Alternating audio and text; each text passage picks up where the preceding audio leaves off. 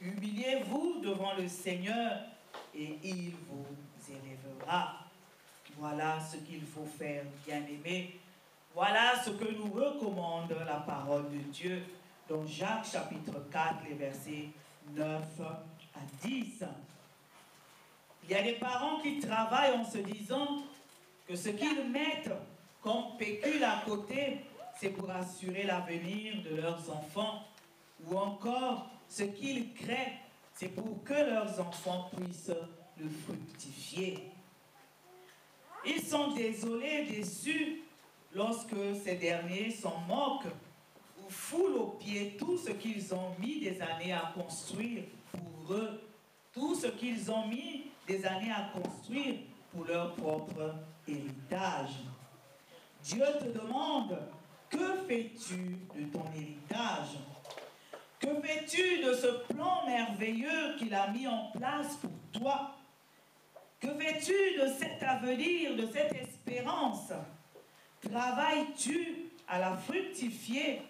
En prends-tu soin ou tu laisses les ronces, ou tu laisses les épines, les mauvaises herbes détruire ton héritage?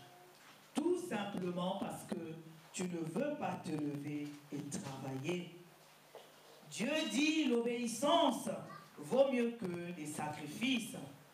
Lève-toi, te dit le Seigneur, et mets-toi à la tâche. Bien-aimé, j'aime bien ce chant qui dit « Bon courage, ami, bon courage, ami, nous irons joyeux cueillir les épis. Bon courage, ami, bon courage, ami, nous irons joyeux cueillir les épis. La tâche est immense, la tâche est immense, et dur le terrain, et dur le terrain.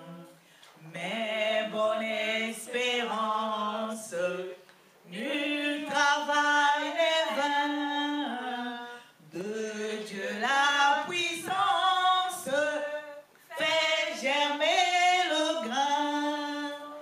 Bon courage, ami, bon courage, ami, nous irons joyeux cueillir les épis.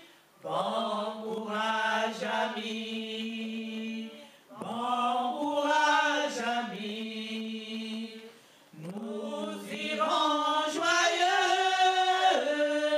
cueillir les épis. Amen. Que le nom de notre Dieu soit béni.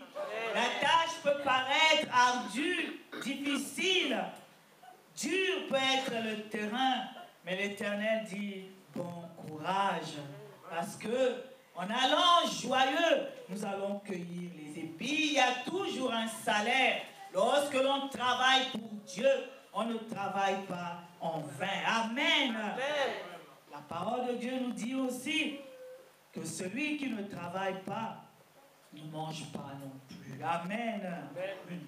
Alors, bien-aimé, si tu as travaillé, si tu as obéi à Dieu, pourquoi aurais-tu honte de vivre les félicités de Dieu? Pourquoi quelqu'un dirait-il que tu en fais trop? À l'obéissance à Dieu est attachée une récompense. Amen. Amen. Ce n'est pas en vain que l'on sert Dieu, car Dieu est le rémunérateur de ceux qui le cherchent. De ceux-là qui le cherchent de tout leur cœur et qui lui obéissent. Ceux-là qui ont mis leur confiance en Jésus et qui l'écoutent. Amen. Amen. Dieu nous dit, la parole de Dieu, Dieu parle tantôt d'une manière, tantôt d'une autre, mais que nous n'y prenons point garde.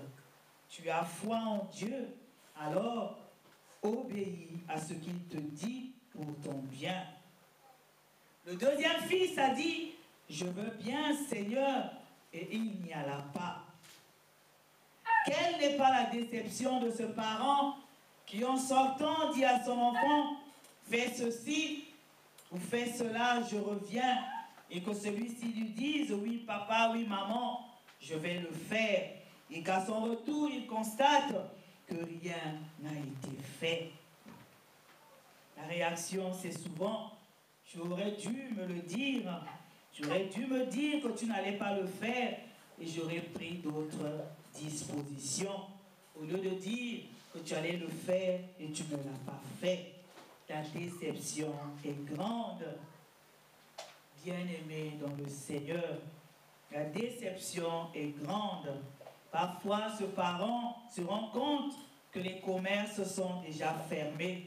Alors, il faut bien qu'il trouve un plan B pour pallier au manquement. Si ce parent à qui cela arrive est ennuyeux, si ce parent est déçu, et pourquoi pas aussi fâché, et qu'il se mette aussi souvent, parfois, il arrive que beaucoup se mettent à parler, alors qu'en est-il de Dieu? Pourquoi l'on s'étonne qu'à certains moments, Dieu se croise les bras, ou que Dieu prend une décision face aux agissements d'une personne? Dieu n'a pas besoin de l'aide de qui que ce soit pour faire ce qu'il veut. Il est tout-puissant. Amen. Amen. Il est aussi un père, car il a des enfants et il attend que ces derniers, que ceux-ci lui obéissent, ce qui est tout à fait normal. Ce second fils a déçu son père, car il a dit oui et ensuite non, parce qu'il n'a pas respecté sa parole. Il en est de même pour ceux qui disent oui à Dieu. Je ferai ceci ou je ferai cela. Ils disent cela à Dieu, mais ils ne le font pas. Je ferai ceci dans ta maison, je ferai ton œuvre de telle façon. Parfois dans la maison de Dieu, et ils ne tiennent pas leur engagement. Quelquefois, il faut leur courir après afin qu'ils puissent faire ce qu'ils ont eux-mêmes décidé de faire. Avant de t'engager, avais-tu, bien-aimé, pris en compte les tenants et les aboutissants, ou était-ce pour faire plaisir à quelqu'un? Oui, je vais le faire, papa, oui, je vais le faire, maman, et puis plus rien. Ça, c'est pour les enfants qui le disent. Après, plus rien. Dans la maison de Dieu aussi, oui, Seigneur, je vais le faire. Et après, silence radio. Oui, Seigneur, je vais chanter pour toi. Il faut que quelqu'un te rappelle les jours des répétitions. Oui, Seigneur, je vais faire ceci dans ta maison. Puis rien. Et tu te fâches lorsque quelqu'un te le rappelle. Quelle est ta tâche? Alors ne le fais pas si tu n'es pas en mesure d'honorer ta parole, si tu n'es pas en mesure d'honorer ta promesse. On le voit souvent lorsque quelqu'un arrive à l'orée d'une nouvelle année, comme nous venons de commencer celle-ci 2014, les gens prennent des résolutions du genre. Il ne va plus fumer comme auparavant, ou plus du tout. Ou bien encore, il va se mettre au sport. Et beaucoup d'autres résolutions sont prises, mais le plus souvent, ils ne les tiennent pas. Parce que, aussitôt pris, aussitôt oublié, car ils les prennent pour faire plaisir aux gens ou pour se donner bonne conscience. Rares sont donc ceux qui s'y mettent. Pour les autres aussi, ce n'est pas grave.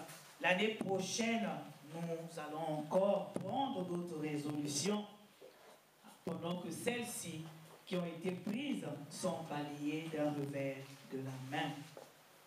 Avec Dieu, bien-aimé, ce n'est pas la même chose. Lorsque tu le dis, lorsque tu dis que tu vas faire et que tu ne le fais pas, tu es un menteur. Le mensonge ne fait pas partie de la nature de Dieu. Galates 6:7 nous dit, ne vous y trompez pas, on ne se moque pas de Dieu. Ce qu'un homme aura semé, il le moissonnera aussi. Amen. Amen.